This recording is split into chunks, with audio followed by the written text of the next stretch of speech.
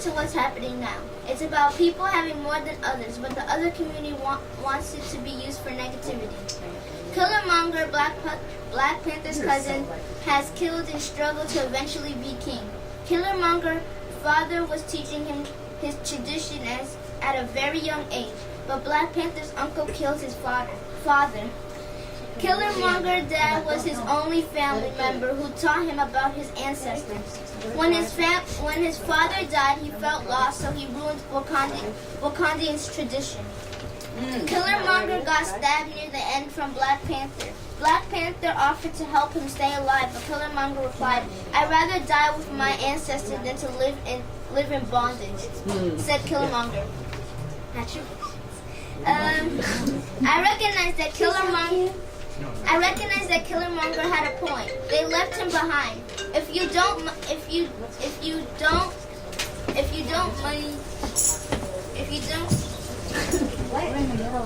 have money, you got no rights. Added, if you don't. Help your sister. Where is that? What? Point to a bank. If you don't.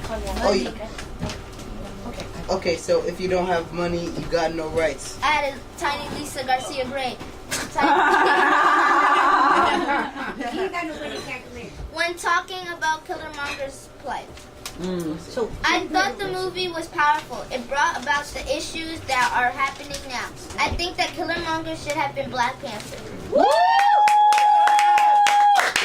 Yes! So much love to these youth scholars. Okay, with a lot of love. And just for new people who walked in the room, this is how we teach media. This is how we teach writing and English. When we say decolonized English and history, it's because they actually are learning about stuff that's already happening in their community.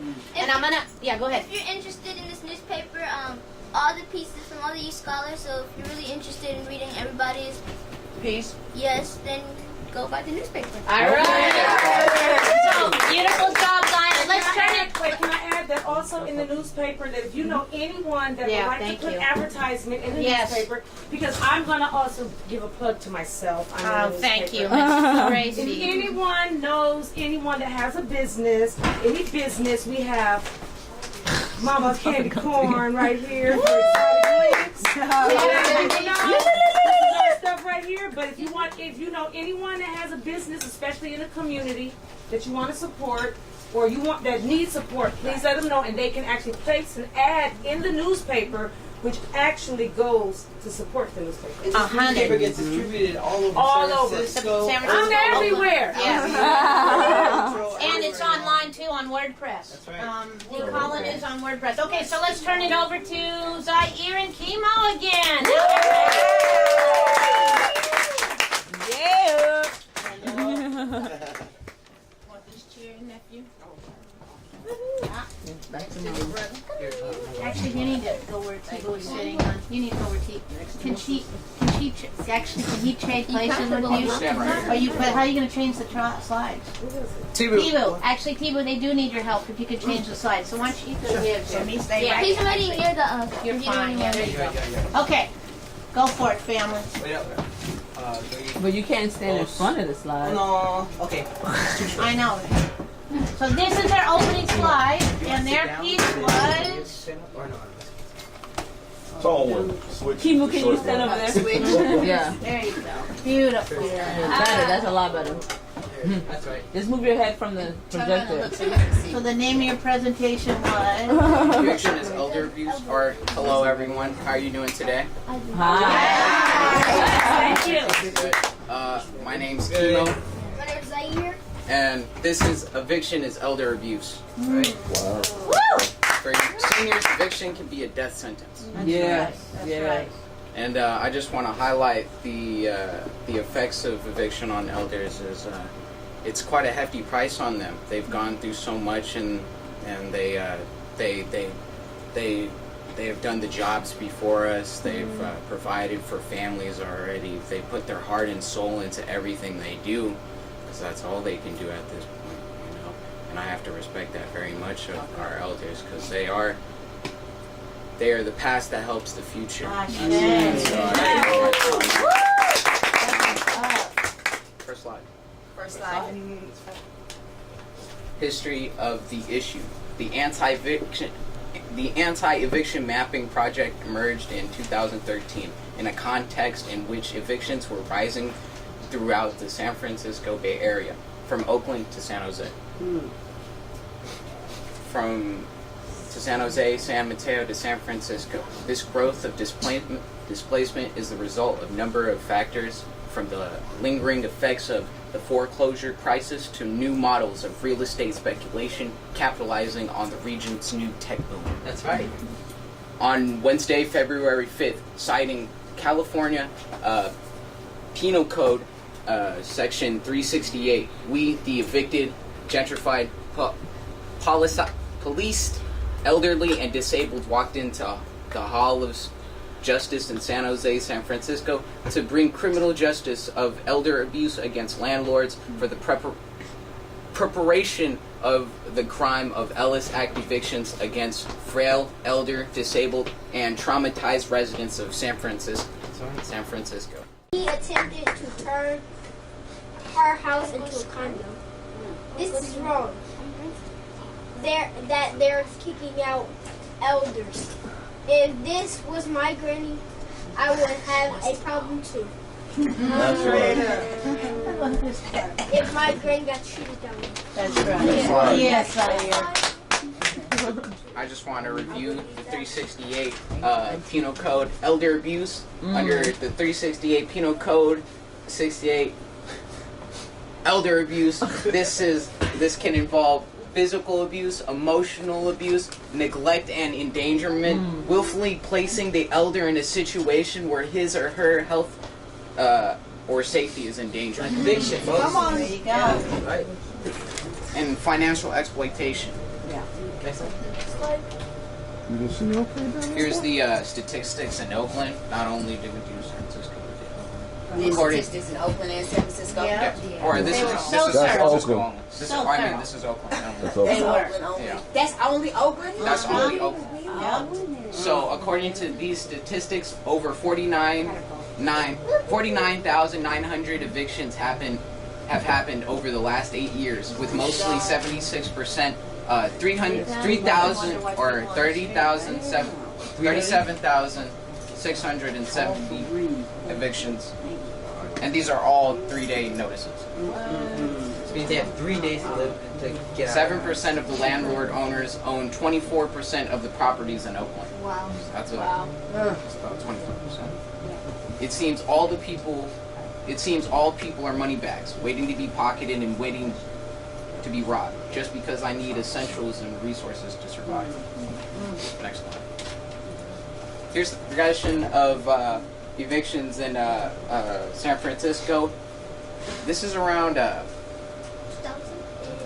This is from 1999 to 2014, and as you can see, around here is actually the Mission District, and these districts had a lot of poverty in them around 2010, and if I can remember 2011 to 2012, it started getting better. They said that they were going to help our community and give our community resources to provide itself with, but actually it was just another form of gentrification and lies and a way to manipulate us people, because we can't fend for ourselves. We're low on resources. We're low on patience for these damn and this is the Ellis Act and the effects on elders. Next slide. You get a pass. And unfortunately, the victims of the plague of gentrification. In loving memory, can we take a second to remember these people? Ibaye. Ron Lickers, thank you for being an indigenous leader and helping our folks to realize what gentrification does and how it affects us. Next slide. It displaces people. Lola McKay, she was around 99 years old, and she was displaced too. I think, unfortunately, the eviction killed her because of the induced stress she was Ron under. Lickers, 2 weeks after he was evicted. Lola McKay, 3 days after she was evicted. And the finale. R.I.P. Iris Canada, one of our most recent victims, and you will always be missed or remembered. Thank you for being an example That's right. Thank you, everybody. Give a round of applause. Y'all are awesome. We have a question. I think we got a question. We have an elder with a question. Yes.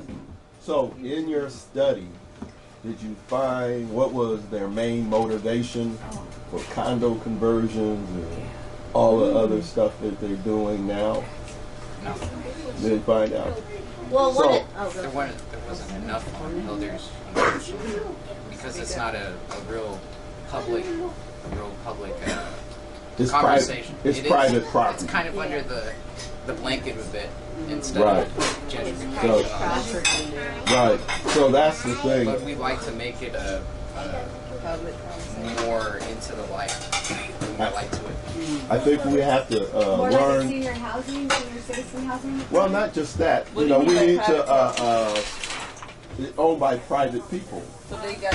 You know, like if you own the house, would you want someone, or you wanted to improve, or reason they, and this is part of the city of San Francisco fault, because they just let too many condo conversions without regulating it and understanding the effects of people. Because that's what I do for a living.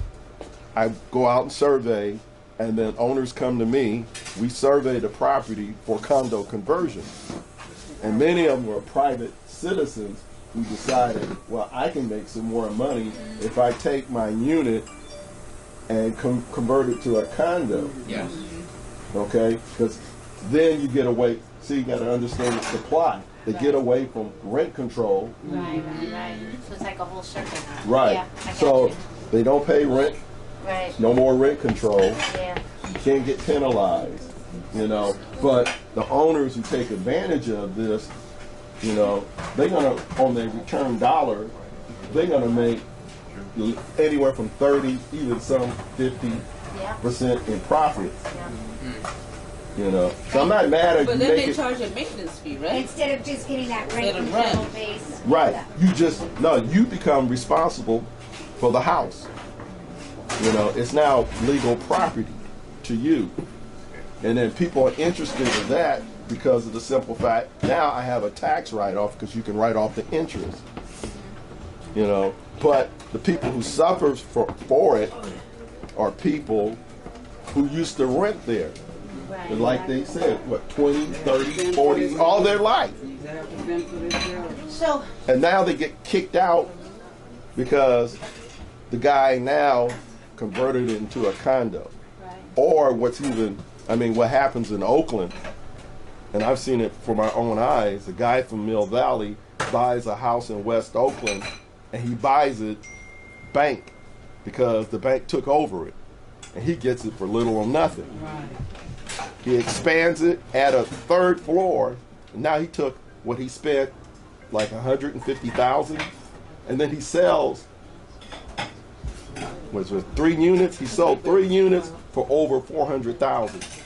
Yeah, he's tripling his rent. Right, you know, and then that's in West Oakland. When I grew up in West Oakland, you used to get a $500 that got you a studio. Yeah. Now it's $900, Yeah. $1,200, you know. so Thank you. So thank you for that. So I want to make sure that, thank you so much for that. Because this is an ongoing thing for them. One of the things, though, that I do want to be real about is we're sitting on homefulness. Where we're lifting this land off of the real estate snaking market completely. And along with our First Nations elders, we're all formerly homeless people and poor people and displaced folks. And we're working with Auntie Karina, and all of our leaders to actually no longer buy and sell this part of Mother Earth. So there's another way. We're building homefulness without that rubric of profit. Now it's real. People got to do what they got to do. And so we all know we have different ways of survival. But I just want to put up and lift up that the other reason that these young people are looking at it is they're thinking about how can we actually move a different way.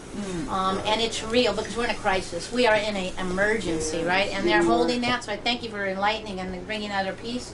I also want to be interest of time, so we're trying to get done. I do want to say that these guys are doing amazing work. Yes, I wanted they to do. I wanted to make sure that Uncle Bilal and Auntie Frances said a little bit about the Hearst tree that they did Black Hearst Tree, and just a little bit about that, and then we're gonna go to Nancy if she's still here. No, she's not here, but I can speak. Okay, and then Uncle Moot about the chimales, and then we'll go what we done. Was the chimales or tamales? You know, I say tamales. Take it away, guys. Right? What is it? You want to Okay, so Auntie Frances. Okay, I was asked to talk about what I taught at Deecolonize Academy, but actually, I'm going to turn that around. Is what I learned at Deecolonize Academy, because some people say special education, whatever. I'm one of those children who became that adult who learned a little differently, a little slower, just a little special. No, you were slow gifted. Okay. So it was the motivation and to see the children actually get into the I thrived on the lesson plans, and I got more in it than I feel that I gave out. I mean, I shared my history of being in the Black Panthers, you know, and how at a very young age, because I was a ward of the court, I had nowhere else to go, and because of the community involvement that I had experienced with the Black Panthers, they adopted me, and I was able to, you know, work with a lot of miraculous and powerful people. So I learned a lot from that, and so now as an adult, I stand before you and say, yeah, each one teach one. I got more out of it than I believe I gave. But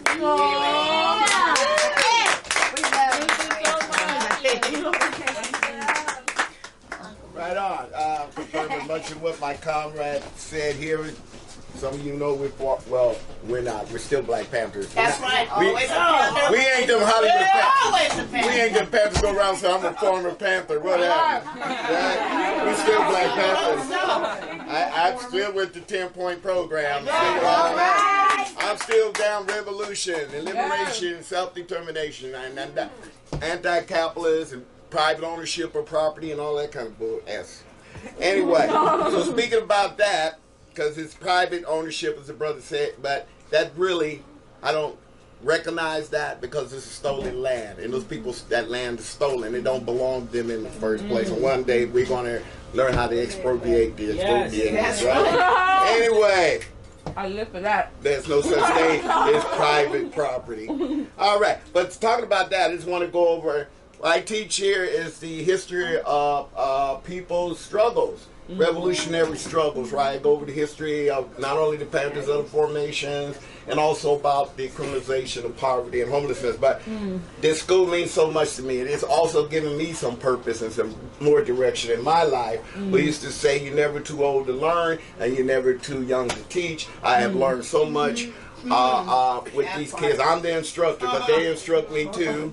And just real quickly, just to show how the Deecolonize Academy is a continual legacy of what we were doing in the community with the Black Panthers. And you probably remember this more by heart than me because I'm getting old now. I know it's point number 5. So point number 5, the Black Panther platform. We want decent education for our people that exposes the true nature of this decadent American society. We want education that teaches us our true history and our role in the present day society. We believe in an educational system that give to our people a knowledge of self. If you do not have a knowledge of yourself and your position in society and in the world, then you will have little chance to know of anything. So that is the principle I bring to Deecolonize Academy. I'm looking at Zion. Where's Zion? I'm looking at Zion. There you are. I'm looking at Zion. I'm seeing Asada Shakur. I'm seeing Erica Huggins. I'm seeing Sophia Bakari, who is Panther. And I look at little brother here. I'm looking at Geronimo G. Johnson. I'm looking at Che Cavalli. There's I'm looking at Fidel Castro. Who that forget? Where's the other brother at? Where you at? Where you at? Mamir. Where you at, bro? And I'm looking at, no, and I'll take that. No, I'm looking at Matua Shakur. One more. Where's my T-Boo? Yeah, you are Fidel. You certainly are. I already got you, didn't I? Yes. No, that's my Che. That's my Che. I was saving somebody for General Abayo. Y'all know, that's another class. General Abayo's the one that taught the Dale and Cake about guerrilla warfare. That's right. But that's another class. That's another class. So I look at these youngsters. We're equipping our youth, our children, with the tools to go out, to navigate this rotten society, and with those tools, they're going to be the ones to improve it. If I can't improve it before my time is gone, but if I can't, they is. And if they don't, their kids are, right? So, and finally, I see them as mechanics, because we all acknowledge the ancestors. We all acknowledge those who came before us, that shoulders are we're standing on in our struggle. We're standing on other people's shoulders. You know what I'm saying? So we always acknowledge our ancestors. We always acknowledge those who became the Malcolm X, Martin Luther King, Fannie Lou Hamer, Ella Baker. These are the people of my generation was standing on their shoulders. So we're always got to acknowledge that. And it's not really rocket science, y'all, the struggle, in a sense. Because those folks that I'm saying we stand on the show, they've already paved the road for us to travel to our liberation and self-determination on. They've already paved that road. We don't have to go back and repave the road and pave the road. The road is being paved if we recognize their contributions to our liberation struggle. So they paved the road. So now we have this generation here, the mechanics. They're going to have to build the vehicle to travel down that road. So we all traveling down the liberation and determination. They got to build the vehicle. Everybody's going to be on that bus, right? But this bus ain't going to have no goddamn back seat. That ain't going to happen again. We went through that in the 60s, 70s. You got women's rights, you got gay rights, and all on rights, because of people who led that struggle through the civil rights movement, the black liberation movement, that gave them lessons, right? So these are my mechanics. They're going to build that bus. This bus ain't going to have no back seats.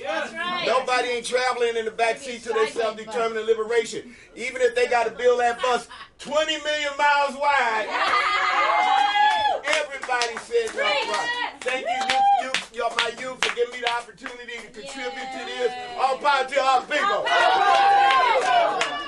right, so let's pull up Auntie Tracy to talk about healing from Mother Earth. I know Teacher Nancy had to go, and then we're going to get the last class for Beth, which is Uncle Mutiado. Let's go. Greetings. So I just want to thank my students for just being able to participate in this class. And so what I've watched her do in the last 2 years is actually plant seeds in the school. And these children are learning more about life through the plant. And I can see them growing and knowing that, like, they are the seeds. They know that they're our seeds. So it's just been a beautiful thing. Our class is really about, not just about the plants, but also our children, our indigenous children, to know that this stolen land, they have riches on this stolen land. You know, so we want our children to be able to be on this land and own the land. You can't own the land if you don't know what's on the land. So to be a part of the land, you have to own, you know, what's on the land to nourish it. And nourishing it is one way of I don't even say so much owning it, but just, I guess, owning your space amongst the land. So I really want to give thanks to my students who studied, who did monographs and taught us about plants and the stickiness of leaves and what smells and what's sour and what can be eaten and how do we stop, you know, pains in our mouth and on our bodies. And you know, this year I just want to say a beautiful thing is that our children started a brand of shampoo called D-Funk. So they had a shampoo, which I'm hoping that next year that they can actually work on a little bit more. But they sat down and they made this shampoo that makes a beautiful hand soap, but it's called D-Funk. So, so their whole everything they did. And last week we had some what was it? Hot juju. So, you know, which is all about cleansing the body. So they Juju power. Yes. So they've been learning that. So I just want to say thank you to my students. It has been amazing being able to be here in all of the classes and doing the best that I can to heal you guys. So thank you. Thank you, Mama. Thank you. Y'all ready? Wait. Hide yours. Is everybody here? 3, 2, Oh my God, I gotta get 1. on camera, dude.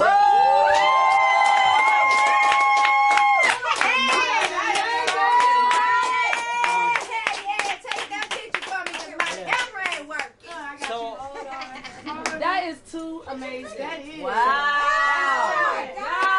That's what they did, y'all. They did that. I want to start by saying, Okay, 1, 2, 3. Here you go. jeez. 1, 2, 3.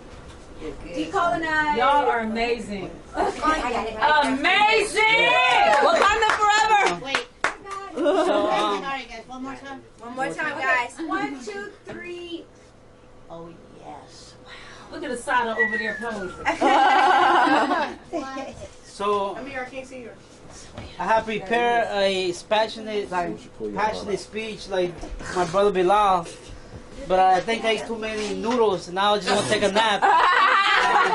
So I'm going to let the youth actually speak for themselves. What you guys are seeing, this is part of the art class that we go over here at the Deecolonize Academy. And what you're seeing holding is actually a shield, which in Nahua, which is the Aztec and some of the native people from Mexico, it's called chimali, which is just translates to a shield. And this is what we use in ceremony, right? And the shield is also just metaphorically, right? Just like in karate, a shield can be also things that you help you through life. And the main purpose of this class was not so much about doing the art or the chimali, but actually starting a conversation with these young folks and their parents about their indigeneity, about their roots, about where they come, about who they are. You know, a famous quote that Malcolm X said, you got to know where you come from to know where you're going. And that's what we started, you know, and it was a blessing to have these beautiful young folks. But I want to give you guys the floor, you know, to speak about what you learned, even about your own heritage. You know, I like what my sister Tracy was saying, you know, when they say that we just brown folks or black folks, doesn't tell anything about us, you know. We're more than just a color. You know, we're a mixture, we're mestizales, we're indigenous people from different parts of Turtle Island. But let me just stop laughing and let them speak for themselves. Yeah, you want to start? Go for it. Yes. So I'm going will help me figure out that went deeper into my culture, and I realized that I'm Taino. So I went online and I found symbols of this is a Taino sun symbol, and it represents when it's really dark, and when children are scared, this represents light. All right,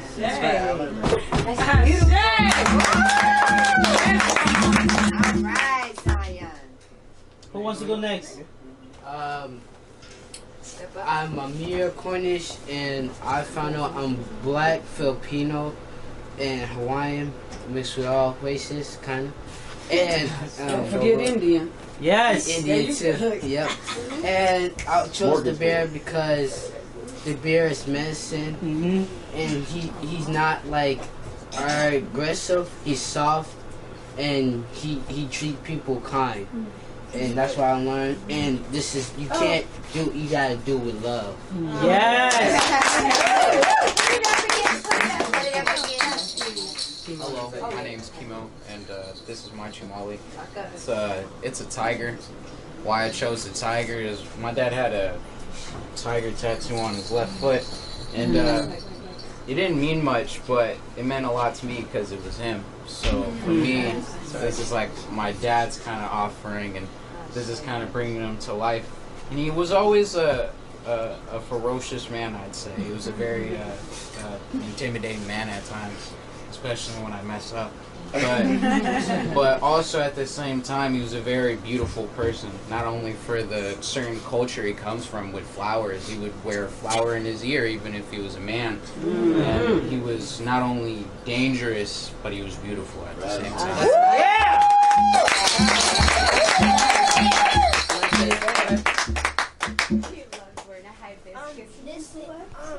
Let me see it, baby. And this is the moon and the sun, which represents Filipino. And I messed up. I didn't like it. I painted the moon red, and then I changed it. And I was like, can I just read a book real quick? And then when I was sick, Uncle Mute, he helped me make it like this.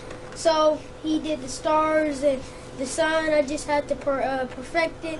And thank you. Right on.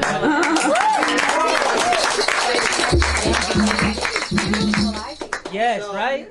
That's very nice. This is something that a lot of people might not recognize about me, but this is where I got the inspiration from this.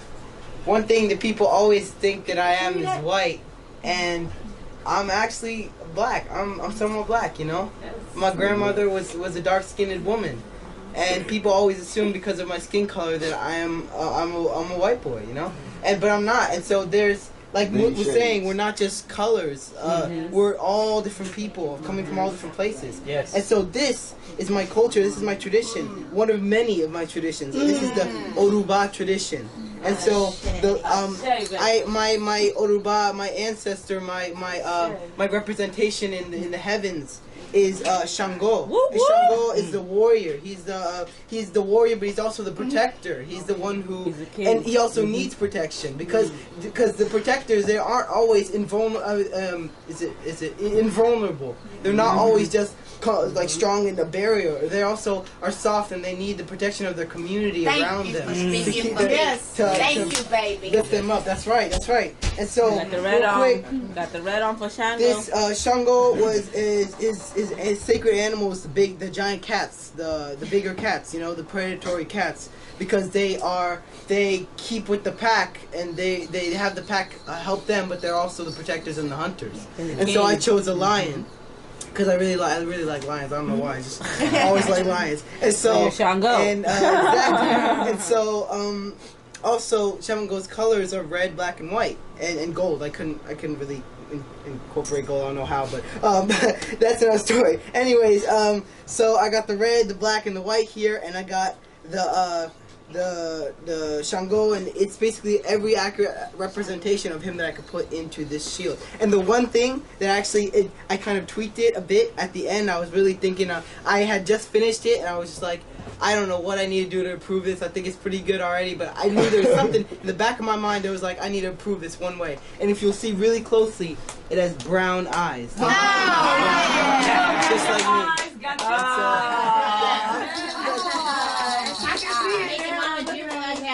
And that's also a representation of my eyes represent my inner, my soul, my under the skin, you know? Yes. Because they are dark colored, you know? They're not like light green or like blue, which is a thing they'll tell you. I'm not no white boy. I like Jonathan, my brother. I ain't no white boy. And again,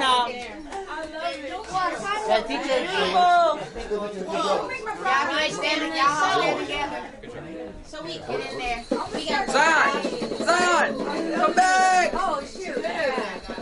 We gonna get her. Zion, come join your brothers. thank you guys.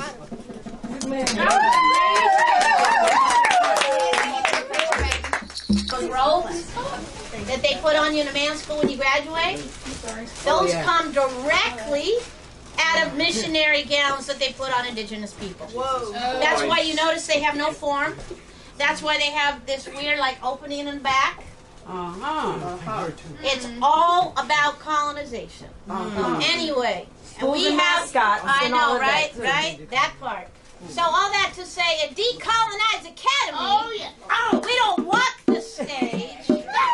We dance.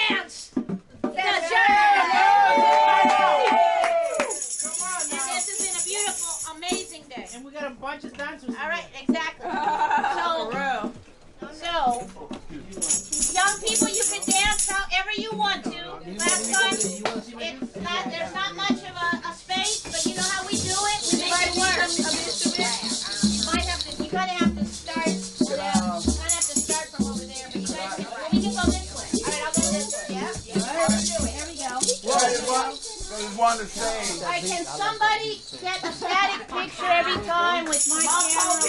You know I can record it if you need to, honey. You know I'll record it if you need to. Oh, that's cool. Oh, that's cool. He's gonna do one static picture when they got going. He might need to be over there. Yes. Let me just say something Yeah. before we start the drumming. You want to say something before we start the drumming? One thing, Uncle Bilal has something to say. So in West Africa, there's a term called one one go.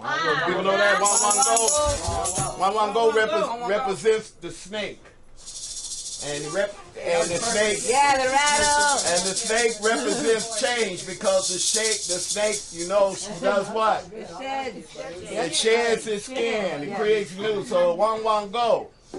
It's a term for the snake, but the term represents change. So we want to start that off. So sometime in the drumming, I'm gonna do a chorus, not right now, but we're gonna say one go. Oh yeah. Everybody join it. One go. Right? Okay. So we ain't gotta do it right now, but. One go.